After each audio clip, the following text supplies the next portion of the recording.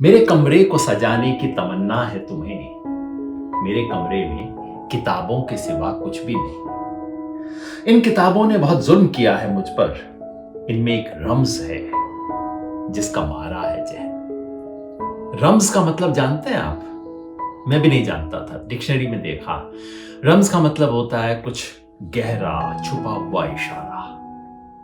मुझे इस कविता से मिला जो कहती है, हजरत जॉन एलिया की कविता है, मेरे कमरे को सजाने की तमन्ना है तुम्हें। मेरे कमरे में किताबों के सिवा कुछ भी नहीं। इन किताबों ने बहुत जुल्म किया है मुझ पर। इनमें एक रम्ज है जिसका मारा है जहर। मुझे लगा कि सचमुच मैं भी उसी मारो लोगों में से एक हूं। इस बार विश्व पुस्तक मेले में जाने का मौका मिला 2 दिन, और उसके बारे में कुछ लिखा, कुछ बोला, कुछ वीडियो बनाया। दोस्तों को पसंद आया, उन्होंने कहा जरा और बताइए। तो मैंने सोचा आज आपको सिर्फ विश्व पुस्तक मेले में जो हिंदी की किताबें मैंने देखी, पसंद की, खरीदी, उनके बारे में बताऊं। अंग्रेजी की किताबें तो वैसे भी अमेज़न पे मिल जाती हैं, बोलते लिखते रहते ही हैं, लेकिन दिल अभी भी हिंदी में है, इसलिए हिंदी की किताबें बताऊं। मगर पहले ये जो पोस्टर की मैं जिक्र कर रहा था ना, इसे बनाया है सत्यम सम्राट आचार्य जी ने। मऊ से है, मध्य प्रदेश में, पहली बार में मिला। इतने सुंदर पोस्टर, मैं जरा कैलीग्राफी का दीवाना हूं, सुंदर तरीके से लिख सके जो। ये देखिए, कहता है पाइथागोरस, पढ़ सकते हैं पाइथागोरस, खामोश रहो या मेरी बात या ऐसी बात कहो जो खामोशी से बेहतर हो। एक बिल्कुल अलग डिजाइन में कबीर आपसे बात कर रहे हैं। धरती फाटे मेघ जल, कपड़ा फाटे डोर, तन फाटे की औषधि, मन फाटे नहीं ठौर। अलग तरीके से उन्होंने वैसे मेरा नाम भी लिख दिया, सुंदर सा, धन्यवाद भाई।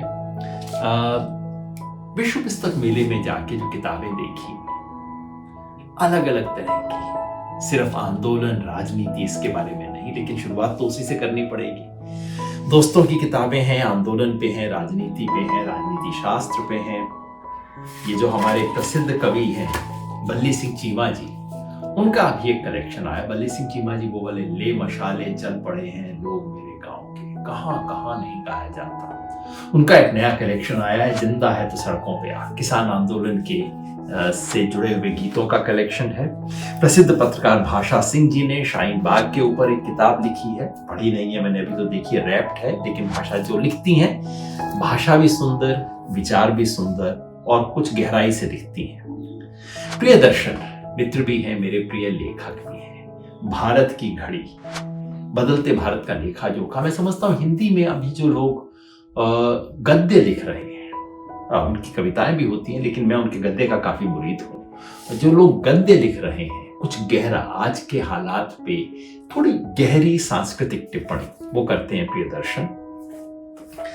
मेरे पुराने सहयोगी साथी आदित्य निगम जी की किताब आई है, आसमां और भी है।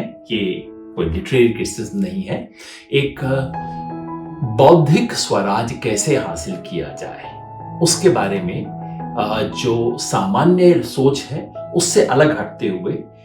इंपॉर्टेंट बात यह है कि ये लेख अंग्रेजी से अनुदित नहीं है, मूल हिंदी में लिखे गए हैं लेख। ये सेतु प्रकाशन से हैं। राजकमल से अली अनवर जी की किताब, जो कि पसमानदा मुसलमान के सवाल पे उन्होंने किताब लिखी थी, बहुत प्रसिद्ध। उस किताब के बाद वेट कर रहे थे लोग अगली किताब आने का, जो कि अभी रिलीज हुई है, संपूर्ण दलित आंदोलन, जो कि मुस्लिम समाज के भीतर जो दलित है वर्ग, पसमानदा जिसको बोला जाता है, उसकी स्थिति और कैसे उसको पूरे देश के पिछड़े समाज से सामाजिक न्याय की राजनीति को एक कदम कैसे आगे ले जाया जा सकता है। अली अनवर भाई ने ये कहा। इनकी पहली किताब थी मसावत की जंग, जो बहुत प्रसिद्ध हुई थी। समकालीन हिंदी कविता में प्रतिरोध का स्त्री स्वर, इस पे संकलन आया है सविता सिंह जी का, जो पॉलिटिकल थियोरिस्ट हैं। और मुझे फ्रैंक हुजूर साहब ने मुलायम सिंह यादव जी की अपनी बायोग्राफी भेंट की। मैंने देखी नहीं है, निश्चित ही अच्छी रही होगी। मौका मिला तो वहाँ सचिदा जी के जो सेलेक्टेड वर्क्स हैं, कलेक्टेड वर्क्स हैं, सच्चिदानंद सिन्हा जी की जो रचनावली है उसका एक सेट और ले लिया। 8 वॉल्यूम में है रचनावली, आई है राजकमल प्रकाशन से। मैंने बार बार कहा है, इस देश के इस समय के जो अग्रणी चिंतक हैं, जिन्हें अंग्रेजी की दुनिया शायद इतना जानती नहीं है, वो हैं सचदा जी, 95 वर्ष के हो चुके हैं और हमारा सौभाग्य है कि उन जैसे लोगों से हमने सीखा। इस बार मैंने सेतु प्रकाशन पे जाके 2 नई चीजें देखी।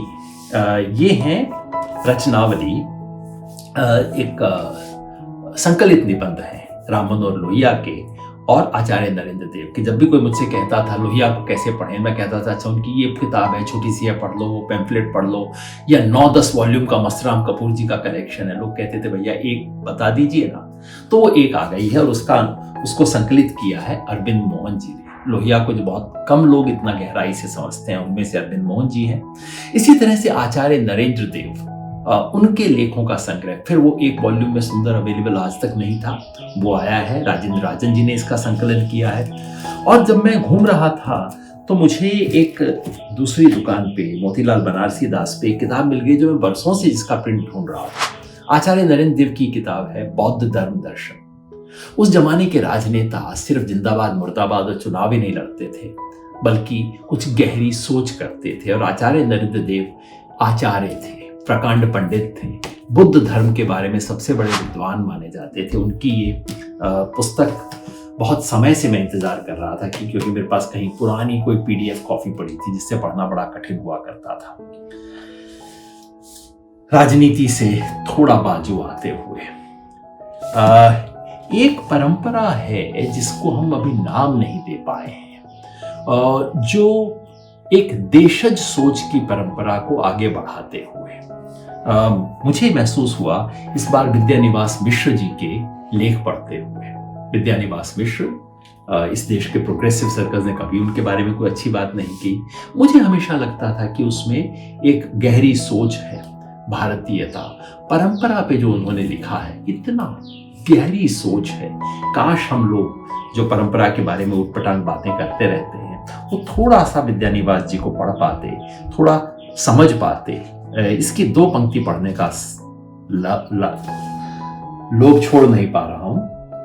वो कहते हैं कि परंपरा ट्रेडिशन का अनुवाद बन गया है, परंतु ट्रेडिशन का अर्थ है ज्यों का त्यों हस्तांतरण।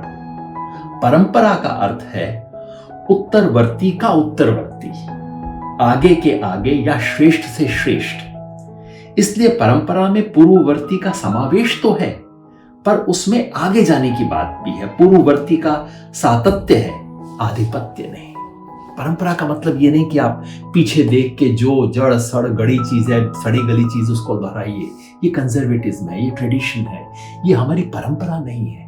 इसकी बहुत सुंदर व्याख्या करते हैं विद्यानिवास मिश्र जी। और मैं कह रहा था एक अलग परंपरा है जिसके बारे में हमें सोचना चाहिए, जिसमें विद्यानिवास मिश्र हैं, धर्मपाल हैं, निर्मल वर्मा, जिन सबको एक जमाने में दक्षिणपंथी करार दे दिया गया था। मैं समझता हूँ दोबारा इनके बारे में सोचना चाहिए। उसी परंपरा के इर्द गिर्द रहे हैं मुकुंद लाट, जो अब हमारे बीच नहीं रहे। दया कृष्ण जी के साथ मिलके जो लोग भारतीय दर्शन चिंतन परंपरा पे लिखते थे, मुकुंद लाट जी की कई किताबें इस बार आई हैं। रजा फाउंडेशन ने संभव बनाया इन किताबों का आना, भावन करके उनके कला संस्कृति पे लिखे गए लेखों का संकलन है। बहुत दिन से मेरी उम्मीद थी कि कुछ पढ़ पाऊंगा मुकुंद लाट जी का लिखा हुआ। उनके जीते जी नहीं पढ़ पाया, लेकिन ये एक सोच है अलग तरह की गहरी, जिससे हमें परिचित होना चाहिए। कृष्ण कुमार का चूड़ी बाजार में लड़की 2-3 साल पहले आया था। इसमें ये फिक्शन नहीं है, लेकिन लड़की और औरत, भारतीय समाज में लड़की की स्थिति के ऊपर बहुत गहरी टिप्पणी है। कई समय से इच्छा थी इसको पूरा पढ़ने की। मेरे प्रिय कवियों में से एक रघुवीर सहाय जी की जीवनी विष्णु नागर जी ने लिखी है। इसका पन्नी खोल के इस बार अपने साथ पढ़ने के लिए लेके जाऊंगा। नामवर सिंह जी की संचयिता मिल गई तो इसलिए जाहिर है खरीद ही ली। जिस परंपरा की मैं बात कर रहा था उस परंपरा के एक और लेखक है अनुपम मिश्र, जिनके वो भी अब नहीं रहे, गांधीवादी लोग उनको इस किताब के लिए जानते हैं, जो किताब लाखों में बिकी है, आज भी खड़े हैं तालाब पानी के सवाल पे।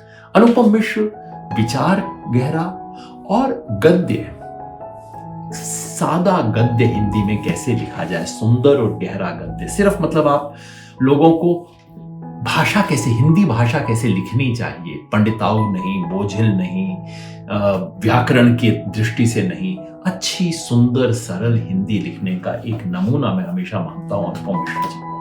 उनके 2 संग्रह भी आए हैं, बिन पानी सब सून और विचार का कपड़ा।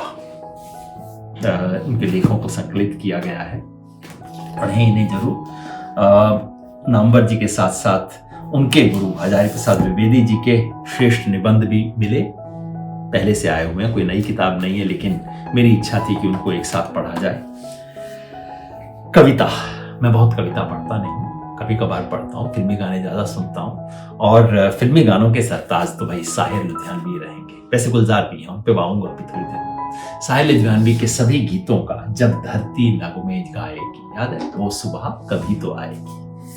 साहिर को एक साथ पढ़ने का मौका पिछले कुछ दिनों से अमीन सयानी की वो गीतमाला को कहीं सुनने का मौका मिला, कई घंटों तक, और जिस अच्छे गाने पे मन टिकता था उसको गूगल पे चेक करता था किसने लिखा, और उसमें से 10 में से 8 साहिर लुधियानवी के निकलते थे। भजन तक, संसार से भागे फिरते हो भगवान को तुम क्या पाओगे, इस लोक को तुम अपना न सके उस लोक में भी पछताओगे, ये भी साहिर लुधियानवी कहते हैं। कविता मध्य प्रदेश के एक छोटे से शहर पिपरिया में रहते हुए एक व्यक्ति ने ठाना कि मैं दुनिया की सबसे सुंदर भाषाओं की सबसे सुंदर कविताओं का हिंदी में अनुवाद करूंगा। और 1 साल 2 साल नहीं, 2-3 दशक तक वंशी माहेश्वरी जी ने तनाव नामक पत्रिका निकाली, जिसमें कभी हंगेरियन, कभी चेक, रशियन, स्पेनिश, कोरियन, जापानीज, पता नहीं किस किस भाषा के अनुवाद हिंदी में किए। उसके 3 संग्रह आ गए हैं विश्व कविता के। दरवाजे में कोई चाबी नहीं, ये 3 संभावना प्रकाशन की तरफ से आए हैं। सूखी नदी पर खाली नाव और प्यास से मरती एक नदी, तीनों हिंदी की बहुत सुंदर उपलब्धि है ये सब होना। कविता की बात आई तो राजकमल में जाके कुछ मैंने प्रतिनिधि कविताएं खरीद ली। राजकमल हमेशा इनको प्रकाशित करता रहता है, मैंने 5-7 ली। अरुण कमल जी का संग्रह पढ़ा नहीं था, मंगलेश डबराल जी को दोबारा पढ़ने की इच्छा हुई, और वैसे अमृता प्रीतम, भवानी प्रसाद मिश्र, राजेश जोशी, फैज अहमद फैजी, सब ये कुछ पढ़ने के लिए, कुछ गिफ्ट करने के लिए, ताकि लोगों, बहुत मेरी इच्छा होती है कि यार थोड़ा तो पढ़ लिया करो, ये जो अंग्रेजी वाले घूमते रहते हैं तो उनको देने के लिए अच्छी चीज है। हिंदी में सिर्फ एक थेसॉलिस है, अंग्रेजी में ना जाने कितने हैं, हिंदी में एक थेसॉलिस है, और वो किया है अरविंद कुमार जी ने। उसका एनबीटी का संग्रह मेरे पास था, बहुत अच्छा है। दिक्कत ये है कि 2 वॉल्यूम में है, पहले एक इंडेक्स वाला मोटा वॉल्यूम देखो, उसके बाद छोटे वॉल्यूम में ढूंढो। राजकमल ने इन दोनों को एक में सहेज दिया है। मैंने उसे चेक नहीं किया है कि कैसे सहेजा गया है, काम मुश्किल है, कैसे हुआ है इसको चेक करना पड़ेगा। नेशनल बुक ट्रस्ट आजकल थोड़ा सरकारी हो गया है, सरकारी तो खैर पहले से था, लेकिन सरकारी आवाज में भी बोलने लग गया है। लेकिन एक जमाने में बहुत अच्छी किताबें निकाली थी। एनबीटी की स्टॉल पे गया तो जरा ढूंढनी पड़ी वो किताबें, मांगनी पड़ी, इन्हें पता भी नहीं कि इनके पास कितना सुंदर खजाना है। तो चांद करके ये पूरी विश्व प्रसिद्ध एक पुस्तक है, बच्चे कैसे सीखते हैं और कैसे नहीं सीखते बच्चों के बारे में। जापानीज किताबें हिंदी अनुवाद में उपलब्ध रही है। अगर आप अरविंद गुप्ता को नहीं जानते तो आप जरूर जान जाइए भाई। आप एक कीजिए www.arvindguptatoys.com, इनकी वेबसाइट है। ये साइंटिस्ट है और इन्होंने बच्चों के लिए खिलौने कैसे बनाए जाएं और खिलौनों से विज्ञान कैसे सीखा जाए, इसके बारे में और ऐसी तमाम चीजों पे किताबें लिखी हैं। अंगूठा की छाप से आप कितनी चीजें कर सकते हैं, इस पे किताब है। माचिस की डिबिया से आप विज्ञान कैसे सिखा सकते हैं, कैसे डिजाइन बना सकते हैं, इस पे किताब है। क्या नहीं किया अरविंद गुप्ता ने। ये किताबें नेशनल बुक ट्रस्ट से आई हैं। नन्हे खिलौने बनाने की किताब है, उंगलियों से आप क्या कुछ कर सकते हैं उसके बारे में है, और तमाम ऐसी चीजें। जहां अरविंद गुप्ता की कोई चीज मिल जाए जरूर लीजिएगा, पढ़िएगा, बच्चों को पढ़ाइएगा, और ये सब बिल्कुल सादे तरीके से करने की चीज है। एनबीटी के कलेक्शन में गिजू भाई का गुलदस्ता भी है। गिजू भाई बधे का बच्चों के शिक्षण के बारे में इस देश के जो मौलिक चिंतन करने वाले लोग हैं उनमें से गिजू भाई थे। उन्होंने किताबें लिखी और उसको आबिद सुरती साहब ने इलस्ट्रेट किया था। अब ये किताबें हूबहू वैसी की वैसी छप रही हैं, कोई परिवर्तन नहीं, कोई इंप्रूवमेंट भी नहीं किया है। लेकिन अभी भी इतनी सुंदर किताबें, 8-9 किताबों का सेट है। अभी भी कहानियां पढ़ने लायक हैं, बताने लायक हैं, बच्चों को मजा आएगा। एनबीटी के पास रस्किन बॉन्ड भी पढ़े हैं। रस्किन बॉन्ड की अंग्रेजी की किताबों के सुंदर हिंदी अनुवाद हैं। मगर जैसे मैंने कहा, एनबीटी को खुद ही पता लग जाए उनके पास क्या है तो बहुत अच्छा रहेगा। फिर बच्चों की और किताबें, जैसे मैंने कहा इस बार मैंने थोड़ा समय लगाया बच्चों की किताबों पे। हमारे बच्चे जब बड़े हो रहे थे तब मैं ढूंढता था, बड़ी शिकायत रहती थी, ये कमी है वो कमी है, और उस बहाने परिचय हुआ हिंदी की बच्चों के किताबों के संसार से और उसकी दरिद्रता से। मैंने लेख भी लिखा है कहते हुए कि शुरू में तो किसी तरह हमने ढूंढ ढांड के काम चलाया, लेकिन जब बच्चे थोड़े बड़े हुए, उन्होंने हैरी पॉटर पढ़ना शुरू किया, तो बस तब हम हार गए। मेरी हिंदी हार गई उनके सामने, क्योंकि हैरी पॉटर का जो चस्का है वैसा चस्का लगाने वाली हिंदी में कोई किताब है नहीं जो कि उस उम्र के बच्चे पढ़ सके। पुराने जमाने में रही होंगी, लेकिन जो बच्चे टीवी देखते हैं, जिनके पास अब यूट्यूब है, सब कुछ है, उनके लिए क्या है? इसका उत्तर ढूंढते ढूंढते मैं काफी समय से देखता रहा हूं। एकलव्य ने इसकी शुरुआत की, मध्य प्रदेश का एकलव्य का पिटारा करके है, उसे जरूर आप यूट्यूब पे सर्च कीजिएगा, वो इस पे नेट पे सर्च कीजिएगा, एकलव्य का पिटारा। इनकी कई किताबें, इस बार मैं जा नहीं पाया, लेकिन एकलव्य की 2-3 चीज आपको बता दूं। पहला ये कि विज्ञान, एकलव्य की शुरुआत हुई गांव के बच्चों को विज्ञान कैसे पढ़ाया जाए, और इसके बारे में उन्होंने टेक्स्ट बुक निकाली, विज्ञान पे अच्छी अच्छी किताबें निकाली। चकमक करके एक पत्रिका शुरू की 80 के दशक में, जो अभी भी बच्चों के लिए सबसे शानदार पत्रिकाओं में से एक है। पिछले कुछ सालों से उन्होंने बहुत किताबें भी लिखानी शुरू की हैं। मैं इस बार उनकी दुकान पे जा नहीं पाया, लेकिन उनका बहुत सुंदर कलेक्शन है एकलव्य मध्य प्रदेश। जहां मैं गया इस बार वो था एक दूसरा, वो भी मध्य प्रदेश से, और वो भी एकलव्य के पुराने साथी थे, चकमक से ही आए थे। उन सब लोगों ने शुरू की है एक दूसरी पब्लिकेशन, एक तारा। एक तारा देख के इस बार मजा आ गया मेरे को, और हिंदी में थोड़ा सा गर्व सा महसूस हुआ कि हाँ, क्योंकि मुझे लगता है किसी सभ्यता को आपको देखना है तो बच्चों के लिए वो क्या बना सकते हैं उससे जांचना चाहिए, और उस मायने में हिंदी थोड़ा डाउन थी। एक तारा में जाके मुझे एकलव्य की चीजें देख के, वैसे प्रथम प्रकाशन है, प्रथम पुस्तकें जो एनजीओ है वो भी बहुत अच्छी किताबें निकालते हैं, तो मैं एक में गया, इसका मतलब नहीं कि बाकी लोग अच्छा नहीं करते, मगर मैं आपको इनकी कुछ दिखाना चाहता हूँ। एक तो भाई गुलजार, सदाबहार गुलजार। ये हिंदी की दुनिया गुलजार के नाम से गुलजार है।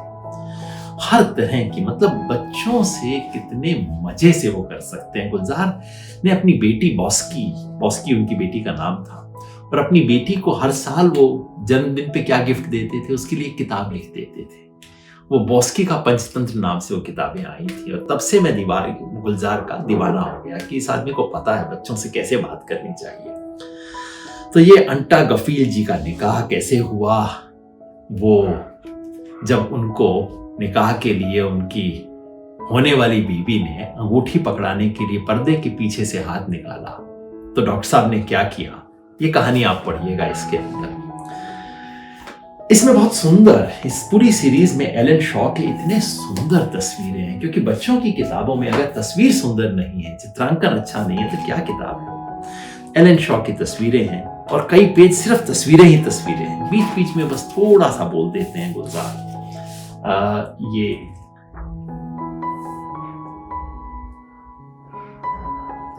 छोटा गुलजार जानते हैं बहुत थोड़े में बात को कैसे कहना है। याद है मुझे उनकी एक और किताब होती थी, कितने दो हैं, जिसमें वो बताते थे कि अच्छा कान भी दो हैं, आंख भी दो हैं, हाथ भी दो हैं, बस एक छोटे से बच्चे को परिचय करवाने के लिए। एक तारा वालों ने एक बड़ा शानदार काम किया रजा फाउंडेशन के साथ मिलकर, बच्चों को चित्र कैसे समझने चाहिए, और शुरू किया है रजा से, जो कि हमारे बहुत प्रसिद्ध चित्रकार थे। तो रजा की पेंटिंग है, लेकिन पेंटिंग को कैसे समझे, अब बताइए, ये वाली पेंटिंग को कोई गांव का बच्चा कैसे समझेगा। तो वो समझाने के लिए उदयन वाजपेयी, जो बहुत प्रसिद्ध हमारे कलाविद रहे हैं, उन्होंने हर पेंटिंग के साथ एक पन्ने से समझाया है कि इस पेंटिंग को कैसे पढ़ें।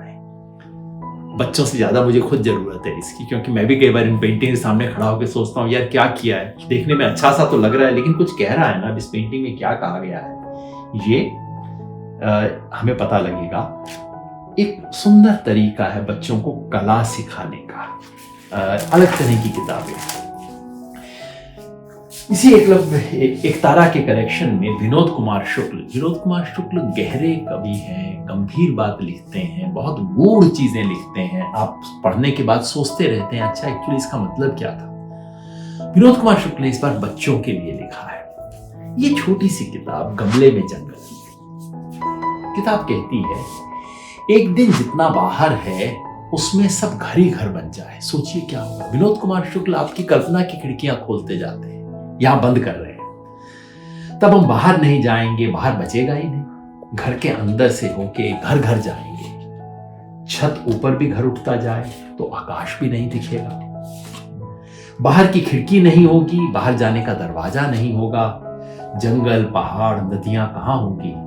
अच्छा है कि बाहर पहाड़ है, नहीं तो छोटे से घर में पहाड़ को किस कमरे या टेबल पे रखते। नदी को घर पे रखना हो तो क्या बाल्टी में रखते। बहुत सारी नदियां हैं, उनको लोटे, गिलास, कटोरी में रखते। समुद्र को भी रखना होगा, 2-4 नई बाल्टी खरीदते। जंगल को गमले में हाथी, शेर, भालू, व्हेल, शार्क, सभी जानवरों, चिड़ियों, कीट पतंगों को कहां रखेंगे। क्या खाने को देंगे, खुद क्या खाएंगे, कहां रहेंगे। बाहर को अच्छे से बाहर खुला बड़ा बड़ा सा रहने देंगे। किताब है, इसे आप कविता की तरह पढ़ सकते हैं। इसे आप पर्यावरण की चुनौती पे एक चिंतन की तरह समझ सकते हैं। इसे आप बच्चे की मानसिक तैयारी के रूप में भी पढ़ सकते हैं। पूरा सेट है विनोद कुमार शुक्ल की किताबों का। ये छोटी सी किताब है जो कहती है कि कैसे पेड़ थक न जाए, तो इसलिए बच्चे ने उसके पास एक कुर्सी ला के रख दी कि पेड़ थक जाएगा तो बैठ जाएगा। पेड़ नहीं बैठता, उसके बारे में किताब है। एक नॉवल लिखा है विनोद कुमार शुक्ल ने, एक चुप्पी जगह, बच्चों के लिए नॉवल लिखा है। गहरे लेखक हैं, मुझे भी कई बार पढ़ के दोबारा देखना पड़ता है। बस एक पंक्ति उसमें से पढ़ देता हूं।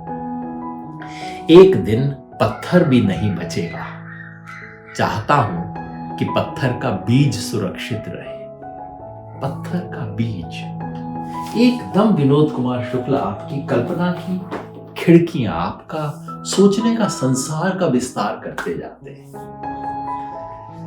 इन्होंने साथ में कई विदेशी चीजों के अनुवाद, आमतौर पे विदेशी चीजों के जो अनुवाद होते हैं बहुत नीरस होते हैं। अनुवाद में आपको गंध आती है कि अनुवाद किया है। लेकिन इस अनुवाद के बारे में मैं मान गया, शेर की नींद, ये किसी इस भाषा से, चेकोस्लोवाकिया की भाषा से किया गया है अनुवाद, जो पहले चेकोस्लोवाकिया होता था, स्लोवेनियन भाषा से अंग्रेजी में अनुवाद हुआ और अंग्रेजी से इसको हिंदी में अनुवाद किया गया। और भाई क्या शानदार अनुवाद है, शशि सबलोक जी ने अनुवाद किया है। अनुवाद हो तो ऐसा। और ये इलस्ट्रेशंस ओरिजिनल है, बड़ी किताब है। इसमें शेर बेचारा है, बेचारा शेर सोने चाहता है और उसको कभी मक्खी नहीं सोने देती, कभी कोई टिड्डा आ जाता है, कभी उल्लू आ जाता है और शेर बेचारा तंग आके सोचता है मैं कहां जाऊं, अरे भाई मेरे को सोने दो ना, मैं थक गया हूं, इतना शोर मत करो। और कोई सोने नहीं दे रहा। फाइनली शेर किसके पास जाता है और कैसे सो पाता है, ये खूबसूरत कहानी है। कई ईरानियन स्टोरीज हैं, उनका बड़ा सुंदर अनुवाद किया गया है। ये तातिया नद्रेशविल की किताब है, नींद। अनेक अलग अलग पशुओं के पास जाता है, कोई पशु कहता है उल्टा टांग के सो, कोई पशु को दूसरी तरह से बताता है और बच्चा फिर कैसे सोता है। ईरानियन कविताएं हैं, उनका अनुवाद है। कई चीजें जो मैंने नहीं देखी थी। वरुण ग्रोवर लिखते हैं, छोटी सी 4 पंक्ति की सिर्फ ये है, छोटी सी कहानी, कविता है। हाथियों की टोली में जो छोटा हाथी होता है, सूंड उठा के चलता है और पूंछ मोड़ के सोता है। हाथियों की टोली में जो बूढ़ा हाथी होता है, सबसे पीछे चलता है और गहरी यादें ढूंढता है। सुंदर छोटी सी किताब है, मगर ये मेरे बिल्कुल सर्वप्रिय लेखक सर्वेश्वर दयाल सक्सेना। सर्वेश्वर दयाल सक्सेना बच्चों के लिए लिखते थे, उपलब्ध थी, लेकिन अब एक सुंदर शक्ल में आगे आई है। इब्न बतूता पहन के जूता निकल पड़े तूफान में, थोड़ी हवा नाक में घुस गई थोड़ी कान में। कभी नाक को कभी कान को मलते इब्न बतूता, इसी बीच में निकल पड़ा उनके पैर का जूता। उड़ते उड़ते जूता उनका जा पहुंचा जापान में, इब्न बतूता खड़े रह गए मोची की दुकान में। कई बार बात करते करते कुछ गहरा इशारा भी कर जाते हैं सर्वेश्वर दयाल सक्सेना, इसीलिए मुझे उनकी कविता पसंद है। बिल्कुल सरल भाषा में कुछ गहरी बात कह के बस एकदम चल देते हैं, उसके बाद रोकते नहीं आपको। जैसे ये दिए पे है, पत्ता बोले खड़खड़ खड़, कहे पटाके भड़बड़ भड़, छुर छुर छुर बोले फुलझड़ियां, रॉकेट बोले तर तर तर, मगर दिया कुछ भी न बोले, अरे शर्म से गड़ गड़ गड़। कितनी बात कह जाते हैं सर्वेश्वर दयाल सक्सेना इसमें। मसाई यात्रा, कमला भसीन और बीना काक, दो हिंदुस्तान की महिलाएं अफ्रीका के जंगल में जाती हैं। एक बहन है लेखक कमला भसीन और दूसरी बहन है फोटोग्राफर, और दो औरतें कैसे अफ्रीका के जंगल में खुद अकेली घूम के क्या देखती हैं, इसकी सुंदर कहानी। जाहिर है किसी लड़की को गिफ्ट करूंगा ये बताने के लिए कि कोई ऐसी चीज नहीं है जो औरत ना कर सके, जो लड़की ना कर सके। उन दिनों की उनके घूमने की कहानी है, क्या कुछ इन्होंने अफ्रीका के जंगल में, कीनिया के जंगल में जाके क्या कुछ देखा, मसाई इलाके में। क्या क्या दिखाऊं, बोलता जाऊं। मोर डोंगरी, आदिवासी समाज के विस्थापन की त्रासदी पे लिखी गई किताब, जो सुनीता जी ने लिखी है, खुद उस समाज की है, विस्थापन की त्रासदी के ऊपर। वैसे विस्थापन की त्रासदी पे ये एक छोटी सी किताब भी है। जिसके पास चली गई मेरी जमीन, उसके पास चली गई मेरी बारिश, क्या कुछ चला गया, विस्थापन क्या करता है, उसकी बड़ी सुंदर कहानी है।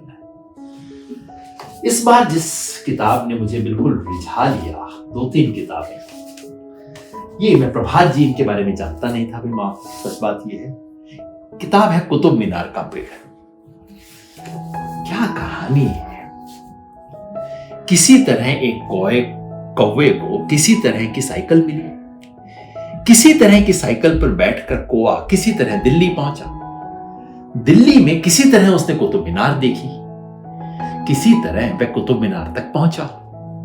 कुतुब मीनार को देखकर कौवा सोचने लगा, इतनी सुंदर मीनार लेकिन बिना पंख। उसे कुतुब मीनार में ये किसी तरह की कमी नजर आई। फिर उसे लगा ये यहां क्यों है, यहां तो इतने खतरे हैं, बाढ़ आई तो बह सकती है, तेज गर्मी में झुलस के सूख सकती है, फिर ये जगह अंडे देने के लिए भी सुरक्षित नहीं है। कुतुब मीनार यहां अपने अंडे कैसे देगी, इसे यहां नहीं होना चाहिए। ऐसा कहते हुए कौवे ने कुतुब मीनार को साइकिल पे रखा और ले चला। वह किसी तरह से उसे सुंदर जंगल के भीतर लाया। उसने कुतुब मीनार को पेड़ पर रखा। पेड़ पर कुतुब मीनार सबसे सुंदर डाल से भी सुंदर लग रही थी। ऐसा कहते हैं तभी से पेड़ों की कुछ डालें मीनार की तरह सुंदर दिखती हैं। ऐसी मीनारें जिसमें पत्ते और फूल होते हैं, ऐसी मीनारें जो उगते और छिपते सूर्य की लाल रोशनी में झूमती हुई हिलती हैं। तुमने भी कभी कुतुब मीनार सी डालों वाले पेड़ देखे होंगे, जानते हो ये किस तरह से हो पाया। किसी तरह एक कौवे ने ये किया। बात बताइए क्या एकदम बच्चे का पेड़ देखने का नजरिया बदल जाएगा ये किताब, ये कहानी पढ़ने के बाद। लेडी टार्जन, एक औरत जो बचाती है जंगलों को, उसके बारे में कहानी है। कितना बताते जाऊं, बस एक ही आखिरी। सुशील शुक्ल, इनके काम को मैं जानता रहा हूं, कुछ कुछ देखता रहा हूं। बाइसिकल जो पत्रिका, ये तो मैं बताना भूली। ये लोग दो पत्रिकाएं निकालते हैं नियमित रूप से। एक पत्रिका का नाम है प्लूटो और दूसरी का नाम है साइकिल। तो इस साइकिल के संपादक हैं हमारे भाई सुशील, और सुशील की खुद की कविताएं, देखिए बिल्कुल छोटी छोटी कविताएं, और शीर्षक क्या रखा है, भाई तू ऐसी कविता क्यों करता है। जरूर ने किसी ने कहा होगा कि भाई तू क्या करता है ऐसी कविताएं, लेकिन क्या शानदार कविता है। अब एक कौवा है रफ्तार के ऊपर। अब इसके ऊपर छोटी सी कविता। अम्मी कहती हैं कि बैठा है, पर राशिद इस पर अड़ा है कि कोआ खड़ा है। अब आप ही बताइए, बैठा है कि खड़ा है? किसान का सारा व्यथा कथा 3 पंक्ति में। धान लगाई है, अब की खेत में हमने अपनी जान लगाई है। बस इतने। किसी बच्चे का सपना है, देर से पहुंची मैं स्कूल, एकदम चिल एकदम कूल, सर ने मेरा बैग उतारा और दिया चंपा का फूल। ऐसा कोई होता है स्कूल? ऐसा होता नहीं है, लेकिन एक कल्पना तो है। अब देखिए बारिश पे ये एक बूंद आई, आंख मूंद आई, उसे ढूंढने फिर बूंद बूंद आई। कितनी गहरी कविता। बच्चों के लिए आपको हल्की चीजें लिखने की जरूरत नहीं है, गहरी चीजें बच्चे पढ़ सकते हैं, बशर्ते आपको कह रहा आता हो। ये बात गुलजार को आती है, ये बात मैं देख रहा हूं सुशील भाई कर रहे हैं। धूप से बोली छांव, न तेरे पांव न मेरे पांव। बस ये कविता की किताब, तुम इसे गप समझोगे तो समझो गप हाँकनी है।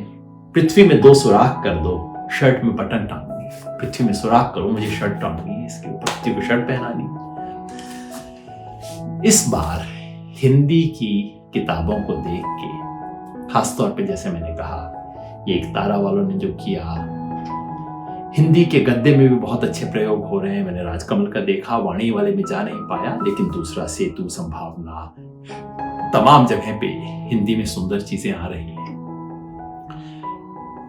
हिंदी में क्या हम नई दुनिया का सृजन कर सकते हैं? क्या हिंदी सिर्फ बचपन के कुछ गीली रुआंसी बातों को याद करने का बूढ़े लोगों का माध्यम बचेगी, या कि हिंदी एक नए संसार, भविष्य, ज्ञान, विज्ञान, दुनिया को समझने का माध्यम बनेगी? ये बड़ा सवाल हमारे सामने है। आप सब जो देख रहे हैं, ये अंग्रेजी का जो शौक हमने पाला है ना, बिल्कुल बढ़िया, अंग्रेजी पढ़िए, बहुत सुंदर भाषा है, और अंग्रेजी के बहाने आपको दुनिया की और 10-15 भाषाओं का साहित्य मिल जाता है। कोई बुरी बात नहीं अंग्रेजी पढ़ने में, समझने में। लेकिन याद रखिए, दुनिया का कोई समाज उधार की भाषा में सर्वोच्च शिखर पे नहीं पहुंचता। दुनिया की कोई सभ्यता नकल से आज तक नहीं बनी है। हम जो करेंगे अपनी भाषाओं में करेंगे, हिंदी में करेंगे, कन्नड़ में करेंगे, तमिल में करेंगे। और हिंदी वालों के लिए बता दूं, कन्नड़ भाषा को, कन्नड़ा में 8 ज्ञानपीठ पुरस्कार मिले हैं, हिंदी में नहीं मिले। हिंदी में शायद 3 है। ये सब भाषाएं बहुत समृद्ध हैं। भारत की अन्य भाषाओं से हम सीखेंगे, हिंदी को बेहतर बनाएंगे। हिंदी को बेहतर बनाने का मतलब ये नहीं है कि 14 सितंबर को एक हिंदी दिवस मना लें। कई बार तो मेरी इच्छा होती है, बाबा बंद कर दो इस सरकारी दिवस को। हिंदी को बेहतर बनाने का ये मतलब नहीं है कि पड़ोसियों पे धौंस पट्टी जमाए, मैं राष्ट्रभाषा वाला हूं, तुम मेरी भाषा बोलो। अरे अपनी भाषा को इतना सुंदर बनाओ कि लोग सीखें, जैसे लोग बांग्ला सीखते हैं रविंद्रनाथ टैगोर को समझने के लिए। हिंदी को सुंदर बनाना है तो इस टेबल को भरना होगा। अभी ये टेबल भरी है, लेकिन ये टेबल इतनी ऊंची हो जानी चाहिए, पूरे कमरे में भर जाए किताबें। ऐसी नई और नायाब किताबें बनाएंगे, हिंदी का इस्तेमाल करेंगे, हिंदी की टांग मरोड़ेंगे, हिंदी को नए क्षेत्र में ले जाएंगे, हिंदी से प्रयोग करेंगे, हिंदी से खिलवाड़ करेंगे, तब हिंदी आगे बढ़ेगी। जैसे इन 2 पिक्चर कार्ड्स में किया है। ये कविता कार्ड है, छोटे छोटे कार्ड हैं, कार्ड में एक कविता है, कविता में हर तरह के प्रयोग हैं। इसमें जापानीज हाइकू को भी हिंदी में लिखा गया है। छोटी छोटी कविताएं हैं, खूब सारे प्रयोग हैं। हिंदी से प्रयोग कीजिए, हिंदी की पूजा अर्चना करना बंद कर दीजिए, कानून बनाने बंद कर दीजिए, हिंदी का इस्तेमाल कीजिए, बेहतर बनाइए, दुनिया अपने आप इसे अपनाएगी। बहुत दिन बाद पुस्तक मेले में जाके उम्मीद बनी, अच्छा लगा, मुझे लगा ये अच्छा ही आप तक भी पहुंचाऊं। शुक्रिया।